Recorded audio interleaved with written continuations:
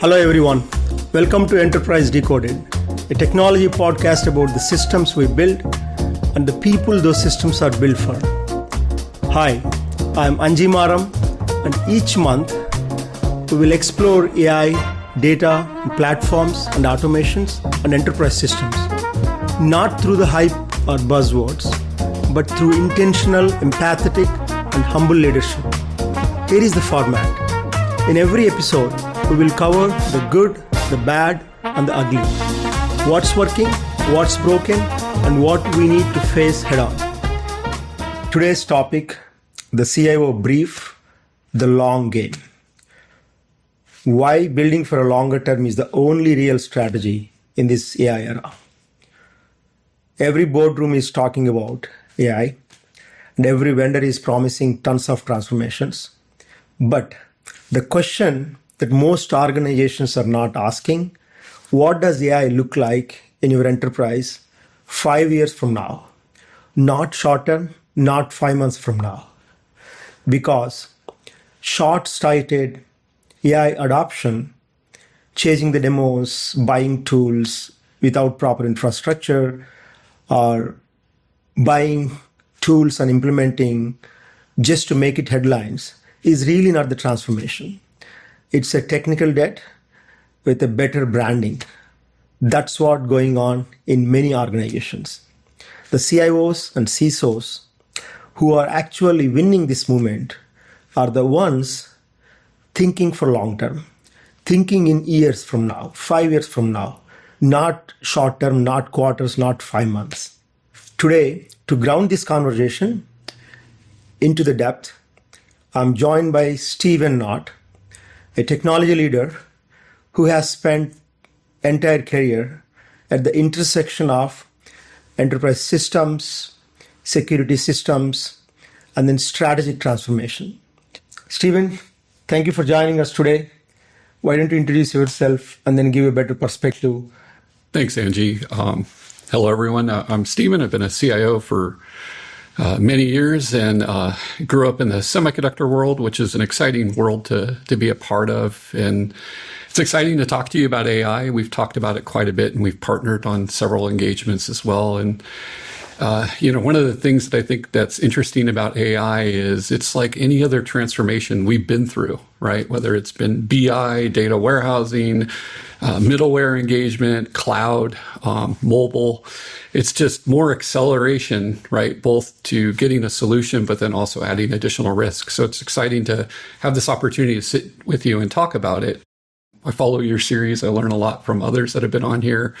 The key thing with AI being successful is not forgetting the fact that it's like any other investment. It's about the fundamentals and trying to avoid adding any additional risk as you explore those investments. And you're right, it's a long-term strategies that are going to win, especially in the technology space. But I also want to add a little bit about Steve. Steve has been a very hands-on leader. I've seen him as a CIO, CISO, and grown from very hands-on role to a great leader. Stephen, let's anchor this conversation right at the start, right? So most enterprises today are running AI pilots. Some of them are failing. Some of them are scaling. But very few are becoming what I would say AI native. What is the difference, and where does this real shift happen from AI pilots to AI native transformations? The AI native is interesting because I hear that term and I think a lot of different things. I think there's a lot of pressure on companies and organizations in general of a fear of missing out.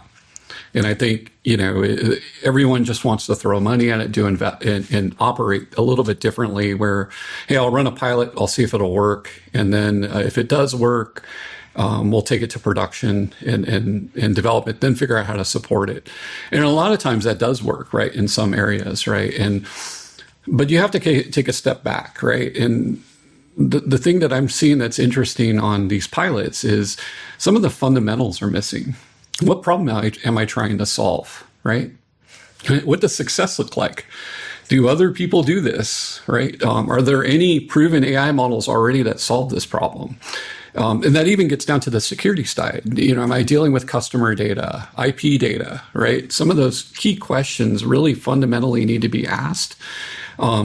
And that takes a lot of work. And so a lot of times what I've seen with a lot of these models, or at least what I've experienced when I've, both in practice as well as what I've seen at other places, is there's a fear of missing out where we have to do this. If we don't do this, we're not going to have the right solution. And then all of a sudden you have a system that fundamentally isn't supported or isn't solving the problem you're. That's no different than any other system that you've ever implemented, right? And I think that's where, as a CIO, it's interesting because I saw a graphic the other day where it said everyone in the room that thinks that we need change, raise your hand, and everyone raises their hand. Who wants to lead that change?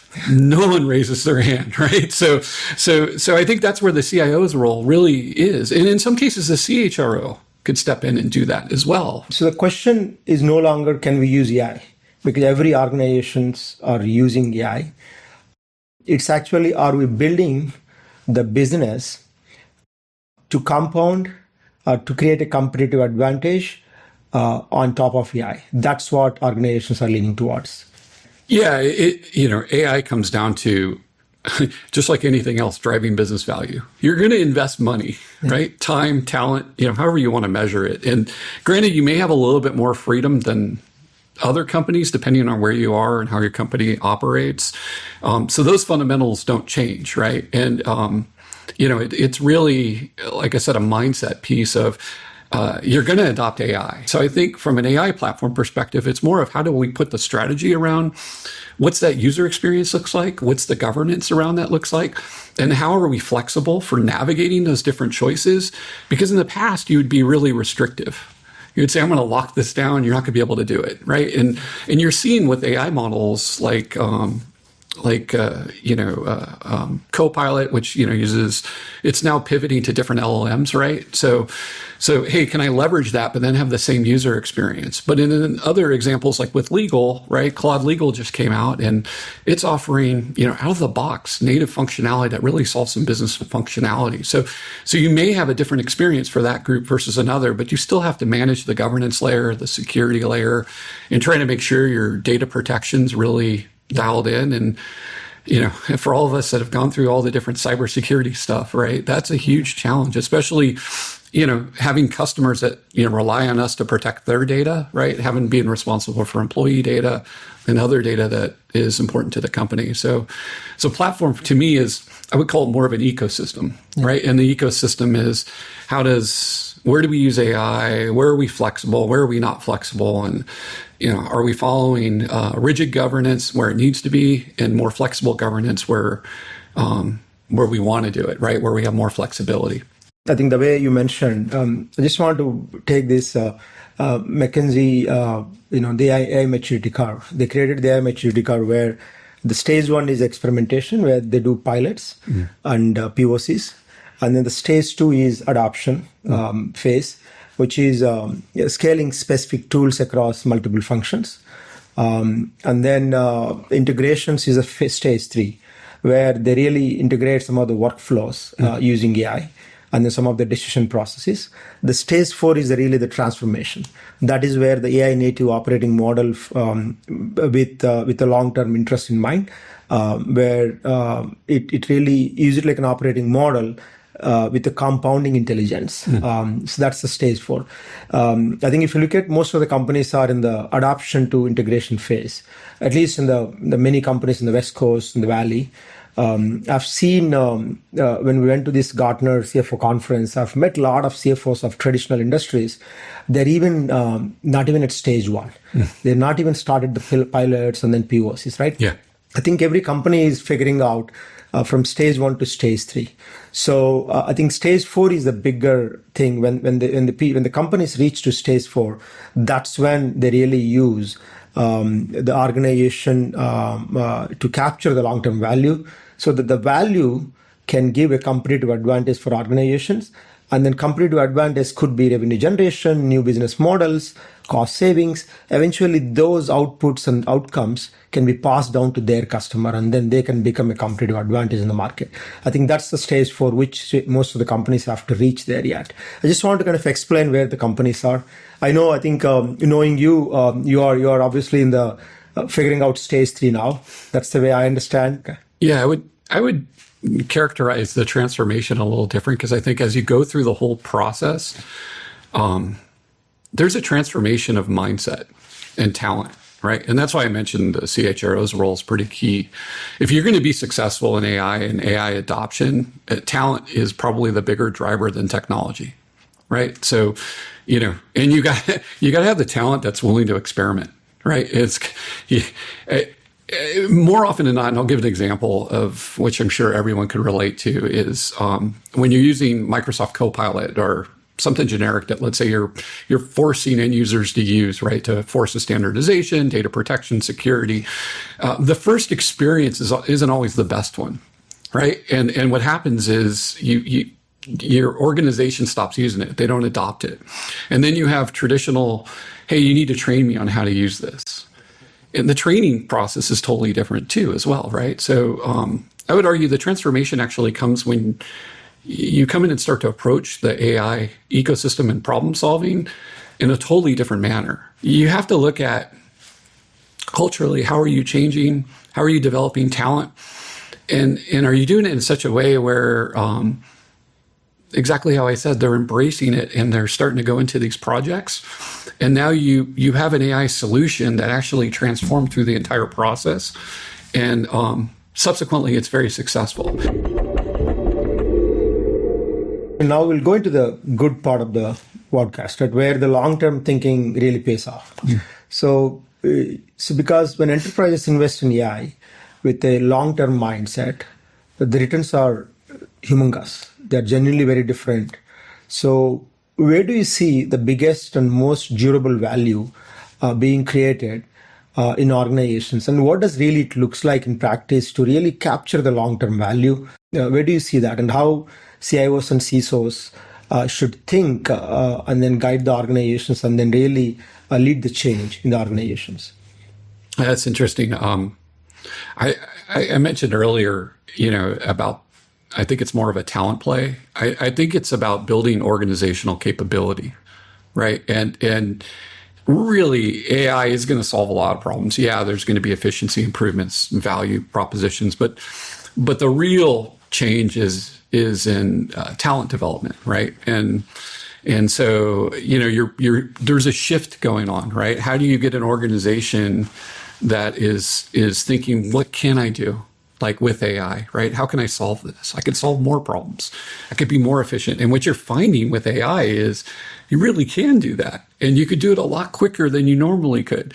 And again, it's interesting because I've actually really started to incorporate this into my vocabulary. One of my colleagues had mentioned this was, we're not creating anything from scratch anymore. And that's a really important thing to address, right? Is you're critiquing things. And that's an evolution that saves you a ton of time. It really allows you to focus on things. And I think as you go through these things and there's a talent evolution out there, it's really about the capacity that every person is able to produce now out of this, right? And it's amazing compared to any other technology change, what the results can come from that, right? Good or bad. There's a balancing act, right? Of, okay, how do we put the right guardrails in? But then how do we also not discourage that talent development to embrace this new tech, right? And to be able to leverage that, right? To transform the organization. Because that organization now that's leveraging it in every day is generating business value by default, right? And so I've ran IT for a long, long time in my career, and it's always pressure on budgets and whatnot, right? But there's always that need every AOP for additional capability, right? And now you've just increased that capability, that capacity, right, to deliver things. That works across the board, right? So if you're able to give the right answers to your finance team quicker, right, and in a much more timely fashion, easier to access. Imagine what more they can do. What other decisions can they make? What other things can they add? And then you get cost savings from other perspectives of, traditionally it would be challenging to do like OCR scanning, right? You can now build that model yourself in-house and not have to pay tokens, right? Stuff you would normally have pretty heavy IT costs as a result, right? So there's huge capabilities and capacity enablement. Yeah. If you have the right talent strategy around it, the right organizational capability will follow. And by result, right, your AI capacity is really driving change throughout the company, right? And so that changes the whole mindset for the team, and subsequently your organization starts changing as a result. Agree. That's great, Steve. I think just if I have to quickly summarize, right, what I'm hearing is that the long-term advantage is not just bringing AI, right? It's really the organizational and architectural readiness that makes every AI initiative will be much easier, much adaptable. The key is change management, how people adapt, right? So you're really building, the compounding capability, not just by deploying the point solutions. I call this as AI fluency across the organization.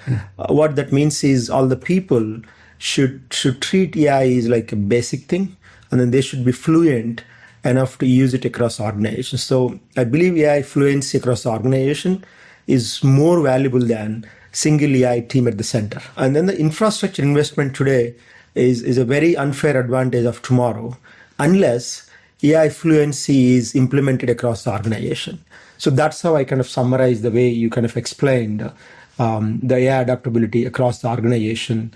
People who has to come forward and then say, I want to lead the change. So we as a company has been going through a large finance transformation for a large enterprise company. The technology part was slightly easier. Yeah. But the hurdle or the toughest part we went through is changing the mindset of the users who are going to adapt. That was the hardest part. I think what we realized is we can build quickly now, and unlike before.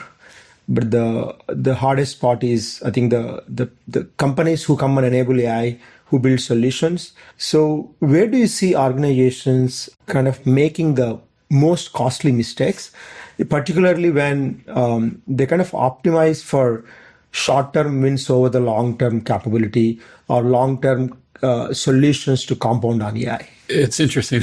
That's like a loaded question, right? So, I don't think durability and is really the issue. And I think there's a lot of, I talked about it earlier, there's a lot of pressure, fear of missing out.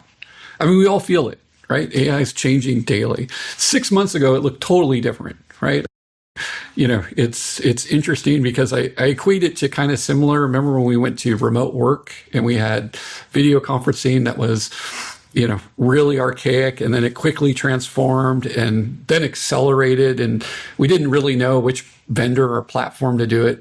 I think AI is similar to that, just a lot quicker. And I think the interesting piece of it is there's pressure that says, hey, if I don't adopt this, if I don't do this, I'm not going to succeed, right? And I think the other piece of it is there's a rigidity piece of it too, where we're going to do it this way, like a traditional IT project, right? Which causes a lot of challenges, right? And so it requires you to think differently, right? And I think the approach, it needs to be different, but the basis isn't different. It's still an investment like anything else.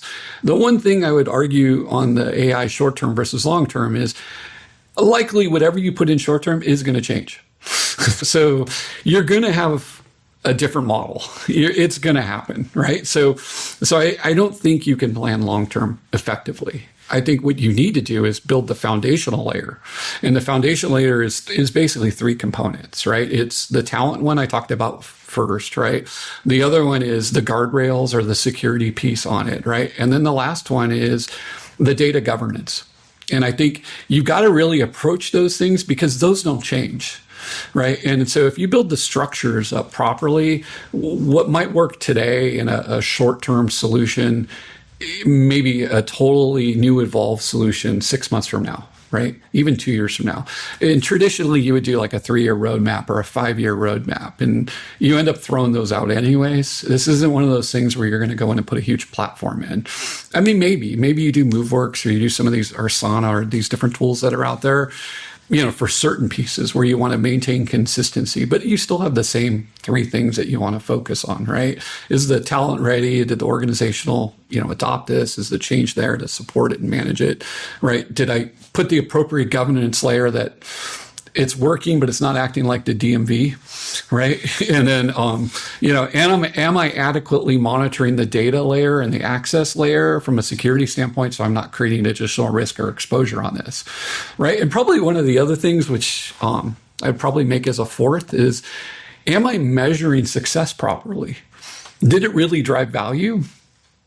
Am I getting good feedback on this, right? And am I incorporating that feedback into change? Yeah. And that may make you change the model, right? Because you might lose adoption over time. Think about it. If you work with a particular LLM and it starts giving you bad data, you stop using it.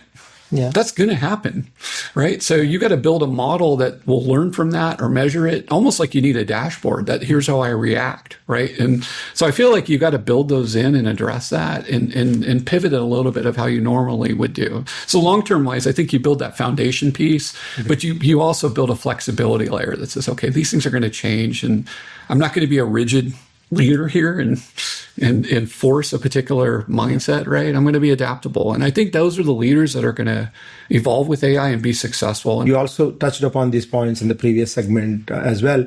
So I'll just give one example. Let's see, you hit the nail on the spot right there, right? So when, the product company we're building, the Miru AI, it really transforms the CFO office. That's the product about, right? So I'll give an example. The points you mentioned, the 4 things. The leader we work with in one of the enterprise org, he always believed the fundamental layer is have the right data, including the governance access. That's the number 1 thing for AI to work in the longer run.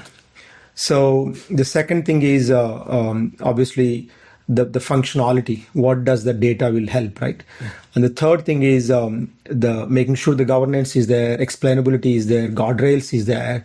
And then the 4th thing is, as you mentioned, the AI fluency, how people will be adapt to AI. So that's the way we approached. Even though we took like one plus year time, we didn't really went with, I'm going to put models and then quickly train and then show value, right? Because that is impossible and it hallucinates.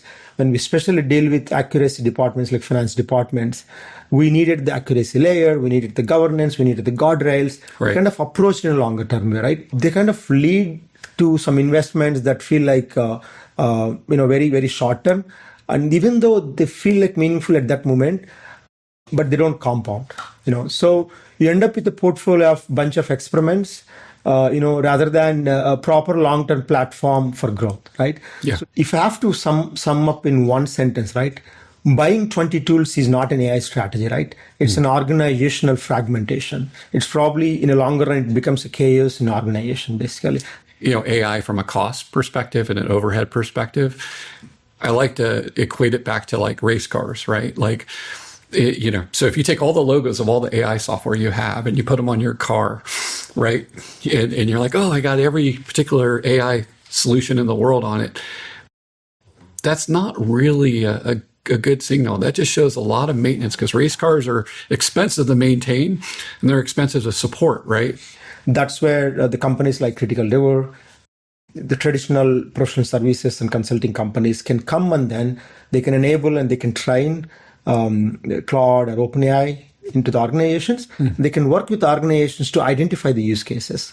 Hey, these use cases can be solved using Claude, using OpenAI, and then they implement those simple workflows. Then you started getting efficiencies and even long-term gains. The third thing is, the one you said is, for some of the departments, there could be some complex business problems where these LLM companies cannot solve. That's where you need like product companies. That's where you need point solution product companies like Miru AI or other product companies.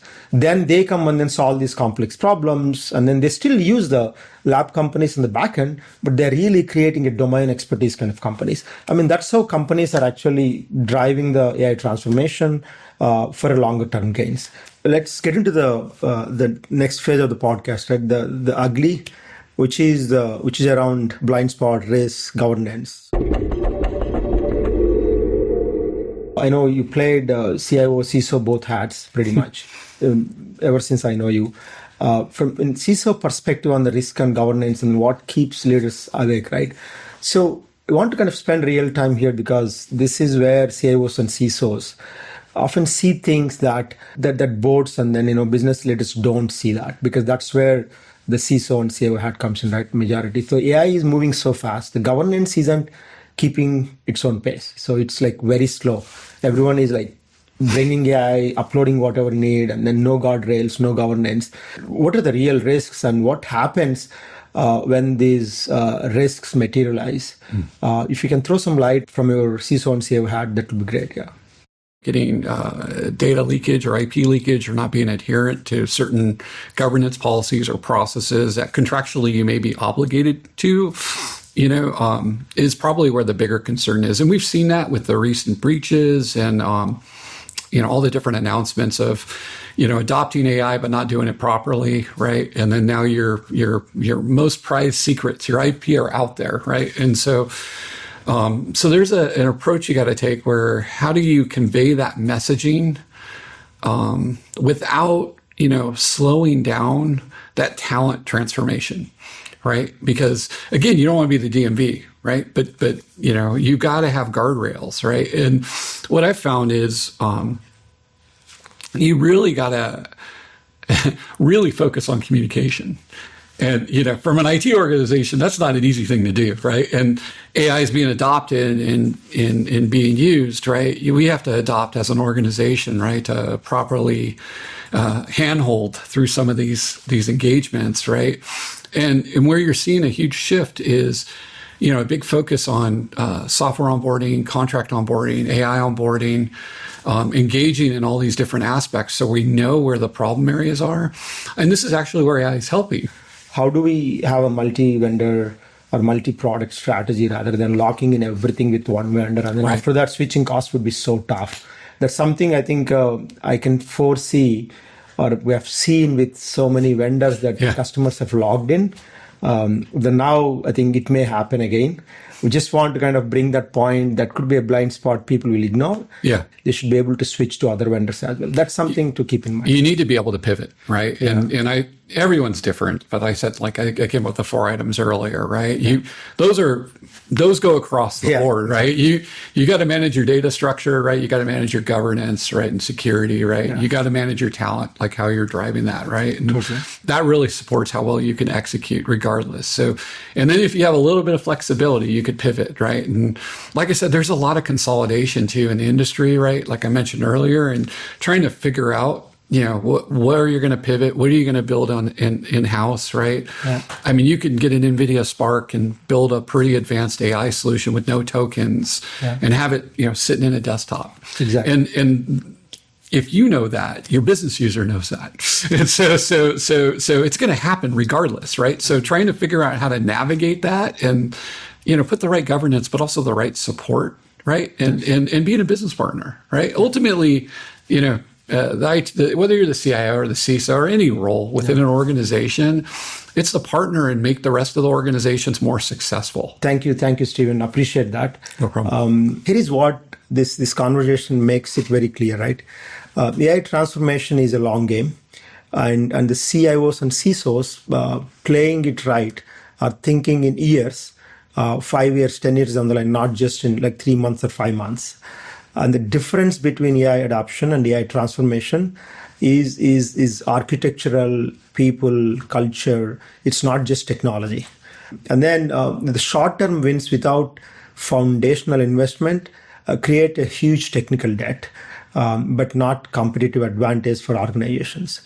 And then governance and security and risk frameworks are not constraints on AI innovation.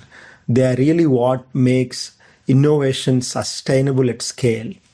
And the organizations that will lead in AI are the ones building optionality and AI fluency and infrastructure today.